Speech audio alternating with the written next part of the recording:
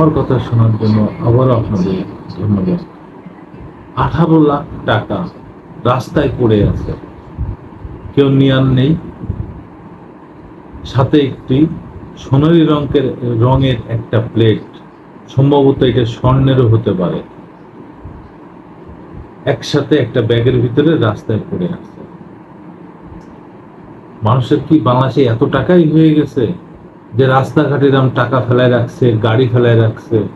গতকাল রাতে ধানমন্ডিতে সাবেক স্বরাষ্ট্রমন্ত্রী আসাদুজ্জামান খানের গাড়িও রাস্তায় এইভাবে ফেলায় রাখছে, না রাখতে পারছে না গিলতে পারছে, এমন একটা অবস্থা। এরকমই 18 লাখ টাকা একটা ব্যাগে, আর একটা স্বর্ণের নৌকা, সম্ভবত এটা স্বর্ণের, যেহেতু সোনালী রঙের বড় একটা নৌকা, এটা রাস্তায় ফেলায় রেখে চলে গেছে। কে রে ভাই এত দিল দরিয়া ব্যক্তি যে রাস্তায় ফেলে রাখায় চলে যাওয়া লাগে? সারা রাতভর রাস্তায় ছাত্র জনতা ডাকাতের ভয়তে ডাকাত পাহারা দিছে, গ্রামবাসীরা ছাত্র জনতা সারা রাত পাহারা দিয়ে ভোরবেলা যাওয়ার সময় তারা একটা গলির ভিতরে এই ব্যাগটা দেখতে পায়। তখন ব্যাগে একটা লাথি মারে, লাথি মারলে তখন মনে করে যে ব্যাগের ভিতরে কিছু আছে। সেই ব্যাগ খুলে দেখে যে ওর ভিতরে সব 1000 টাকার বান্ডিল, 18টা বান্ডিল এবং একটা স্বর্ণের নৌকা। ভাই এটা কোথায় আসলাম? টাকা রাখার জায়গা নেই মানুষের, রাস্তা ফেলায় খেয়ে চলে যাচ্ছে। কি অদ্ভুত সব ঘটনা। আচ্ছা দেখি ঘটনাটা কোথায় ঘটছে। রাস্তায় পড়ে থাকা 18 লাখ টাকা জমা দিলেন শিক্ষার্থীরা। রাজশাহীতে রাস্তায় পড়ে থাকা 18 লাখ টাকা থানায় জমা দিয়েছেন শিক্ষার্থীরা। টাকার ব্যাগে সোনালী রঙের একটি রহস্যজনক ধাতব বস্তু পাওয়া যায়। ওই ধাতব বস্তুটিতে 18টি ছিদ্র আছে। এগুলো কোনো সংকেত বলে ধারণা করা হচ্ছে। রোববার ভোর 5:15টার দিকে নগরীর ভদ্রা এলাকার রাস্তা থেকে ওই টাকা ও ধাতব বস্তুটি কুড়িয়ে পান শিক্ষার্থীরা। পরে সকাল 11টার দিকে কয়েকজন শিক্ষার্থী টাকা ও ধাতব বস্তুটি নগরীর বোয়ালিয়া মডেল থানায় সেনাবাহিনীর একজন ম্যাজিস্ট্রেটের উপস্থিতিতে জমা দেন। শিক্ষার্থীরা কিন্তু ভালো কাজ করেছে। শুধু পুলিশের কাছে দিলে ঝামেলা ছিল, টাকাগুলো মেরে দেওয়ার সম্ভাবনা থাকতো। কারণ আমরা তো জানি পুলিশের চরিত্র, টাকা ছাড়া কোনো কাজও করতে চায় না। আবার এই নগদের টাকা পাইলে তো সব খেয়ে ফেলত।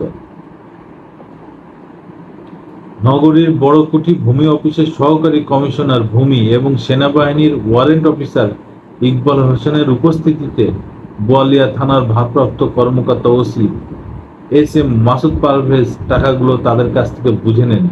পুলিশ বলছে এই টাকা কোথা থেকে এলো তা তদন্ত করে পরবর্তী ব্যবস্থা নেওয়া হবে।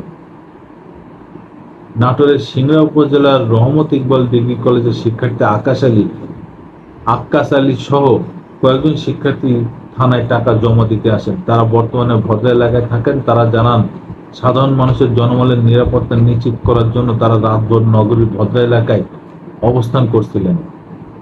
রাতের ডিউটি শেষে ভোরে বাসায় ফিরছিলেন তারা। এই সময় ওই এলাকার একটি গলির রাস্তায় ব্যাগটি পড়ে থাকতে দেখেন। ব্যাগে লাথি দিয়ে তারা বুঝতে পারেন ভিতরে কিছু আছে। তখন তারা ব্যাগটি খুলে অনেকগুলো টাকা দেখতে পান। পরে ব্যাগের ভিতরে 1000 টাকার নোটের 18টি বান্ডিল পান। তারা আরো বলেন, যে ধাতব বস্তুটি আমরা পাই সেটি সোনালী রঙের, তবে স্বর্ণের কিনা সেটি যাচাই করা হয়নি। এদিকে ওই বস্তুটিতে মোট 18টি ছিদ্র আছে, টাকার বান্ডিলও আছে 18টি। এটি কোনো সংকেত হতে পারে। রাজশাহীর বোয়ালিয়া থানার ভারপ্রাপ্ত কর্মকর্তা OC S M Masud Parvez বলেন, একজন নির্বাহী ম্যাজিস্ট্রেটের উপস্থিতিতে টাকাগুলো তারা বুঝে নিয়েছেন। এছাড়া আমরা যাচাই করে জেনেছি সোনালী রঙের ধাতব বস্তুটি সোনার নয়, তবে তাতে অনেকগুলো ছিদ্র আছে।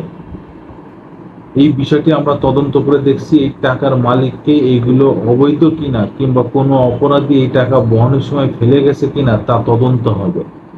এছাড়া আদালতের অনুমতি নিয়ে টাকাগুলো দ্রুতই রাষ্ট্রীয় কোষাগারে জমা দেওয়া হবে। এইভাবে মানুষ টাকা ফেলে যাচ্ছে, গাড়ি ফেলে যাচ্ছে, আরো কত কিছু যে ফেলে যাচ্ছে। কি হইতেছে? মানুষ কত দরকার রে ভাই, এত নিয়ে এখনো হজমও তো করতে পারছে না, এনে এনে রাস্তায় ফেলাই চলে যাচ্ছে। তাহলে এত গেলার কি দরকার, এত নেয়ার কি দরকার? লাখ লাখ হাজার হাজার কোটি টাকা যারা বিদেশ পাচার করেছে তাদেরই তো ধরতে পারছি না, তাদের কাছেই তো ধরে এনে টাকাটা আনার দরকার বাংলাদেশে। এইসব 2 লাখ 5 লাখ কি রাস্তায় ফেলায় রাখছে, কারা ফেলায় রাখছে কে জানে, না কোনো ঘটনা অন্যদিকে ডাইভার্ট করার জন্য বা রেখে যাচ্ছে তাও বা কে জানে। যাই হোক, সবাই ভালো থাকবেন, সবাই দুর্নীতিকে না বলবেন, অপরাধকে না বলবেন, সবাই সুস্থ থাকবেন।